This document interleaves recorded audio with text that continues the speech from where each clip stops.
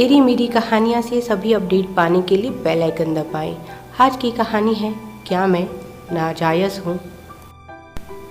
जैसे ही यह खबर पूर्वी के पिताजी और ताऊजी को पता चली, दोनों गुस्से में पूर्वी के पास पहुँचे और बोले, क्या हमने जो कुछ भी सुना है वह सब सच है?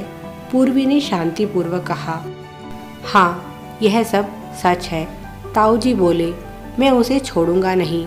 उसकी हिम्मत कैसे हुई मेरी बेटी के साथ यह सब करने की? आखिरकार उसने अपने गंदे खून का असर दिखा ही दिया। पूर्वी के पिताजी बोले, आप बिल्कुल ठीक थे भैया, गलती हमारी ही है। हमें ही इंसान की पहचान नहीं। हमने उस पर आंख बंद करके विश्वास किया और उसने हमारी बेटी के साथ क्या किया, उसे गर्भवती करके छोड़ दिया। मेरी बेटी उसके पाप का बोझ नहीं उठाएगी। मैं कल ही इस पाप की निशानी को मिटा दूंगा।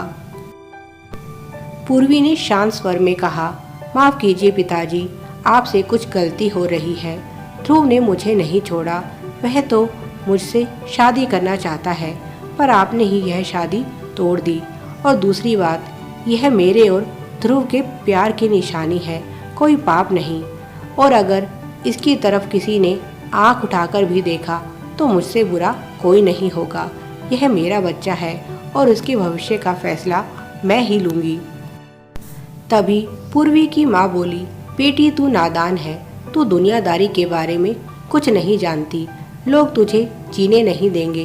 बिन ब्याही माँ को हमारा समाज स्वीकार नहीं करता और तेरी इस नाजायज़ औलाद का कोई भविष्य नहीं है। इसीलिए तू वही करेगी जो हम कहेंगे। हम तेरे माता पिता हैं, कभी तेरा बुरा नहीं सोच सकते। पूर्वी बोली, बिल्कुल ठीक कहा आपने। माता पिता से बढ़कर बच्चे का कोई हितैषी नहीं होता। इसीलिए जैसे आपको अपनी बेटी की परवाह है, ऐसे ही मुझे मेरे बच्चे की परवाह है। और उसके लिए जो भी फैसला मैं लूँगी बिल्कुल सही लूँगी। मैंने बहुत सोच समझकर यह फैसला लिया है कि मैं उसे जन्म दूँगी, क्योंकि इन सब में उसकी तो कोई गलती नहीं है और ना ही उसके पिता की। किसी और की गलती की सज़ा वह क्यों भुगते?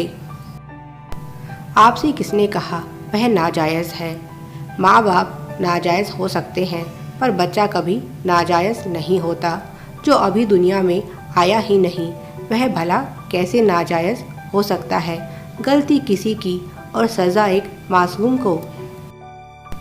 एक बच्चा जो इस दुनिया में अभी आया भी नहीं और ना ही उसे अपने होने का पता है, वह नाजायज़ कैसे हो गया?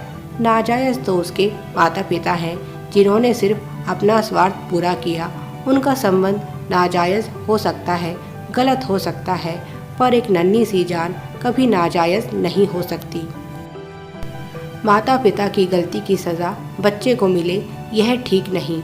गुनहगार को सज़ा मिलनी चाहिए, किसी निर्दोष को नहीं।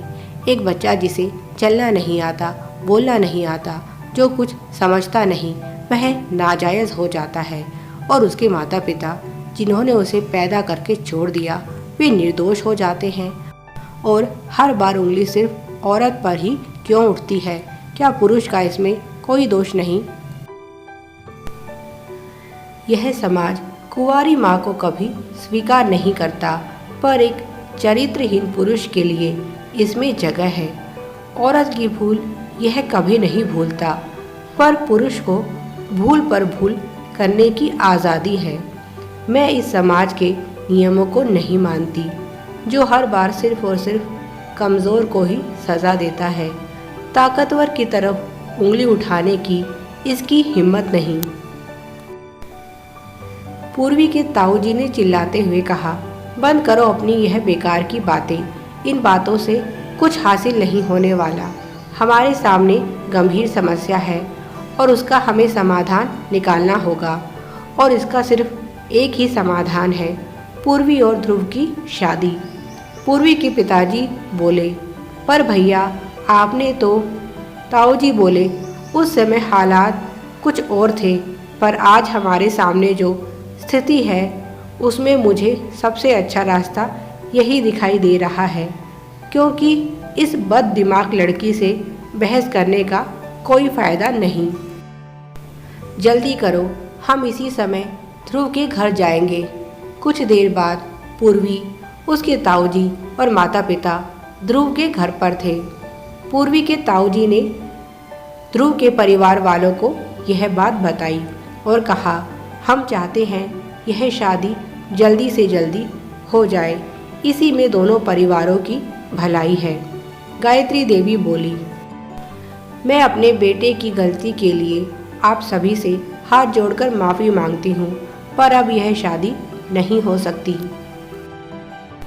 पूर्वी के ताऊजी चिल्लाए, पर यह शादी क्यों नहीं हो सकती? इसका जवाब ध्रुव ने दिया।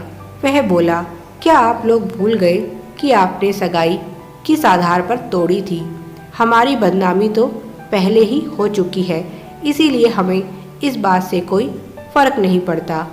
पूर्वी के ताऊजी चिल्लाए, पर हमें इस बात से बहुत फर्क पड़ता है। तुम्हें पूर्वी से शादी करनी ही होगी। ध्रुव बोला, जिस लड़की के घर वालों ने मुझ पर और मेरे परिवार पर कीचड़ उछाला हो, उस लड़की से मैं कभी शादी नहीं करूँगा। और वैसे भी अब आप लोगों को क्या हो गया? पहले तो आप किसी नाजायज़ से अपनी बेटी की शादी नहीं करना चाहते थे, क्या अब मैं नाजायज़ नहीं रहा? पूर्वी के ताऊजी चिल्लाते हुए बोले, तुम्हें किसने कहा कि तुम नाजायज़ हो? तुम मेरे स्वर्गवासी मित्र के एकलौते बेटे हो। यह सब तो सिर्फ मैंने गायत्री को सबक सिखाने के लिए किया था। जैसे उसने मेरे प्यार को ठुकरा दिया, ऐसे ही मैंने उसके बेटे के प्यार को ठुकरा दिया, जिससे उसे पता चले कि प्यार में हारे हुए प्रेमी का क्या हाल होता है। आखिरकार ताऊजी के मुंह से सच निकल ही गया। कमरे में बैठे हुए सभी लोग मुस्कुराने लगे, पर पूर्वी के माता पिता इस सच को जानकर बहुत हैरान हुए। पूर्वी की माँ बोली, भाई साहब, यकीन नहीं होता कि आपने अपने स्वार्थ के लिए मेरी बेटी की शादी तोड़ दी। हमारे मन में आपके लिए कितनी इज्जत और सम्मान था, पर आज आपने सब कुछ खत्म कर दिया। इतना बड़ा झूठ बोलने से पहले आपने एक बार भी पूर्वी के बारे में नहीं सोचा। क्या आप नहीं जानते पूर्वी और ध्रुव एक दूसरे को कितना चाहते हैं? पर आपने दो चाहने वालों को सिर्फ अपना बदला लेने के लिए अलग कर दिया।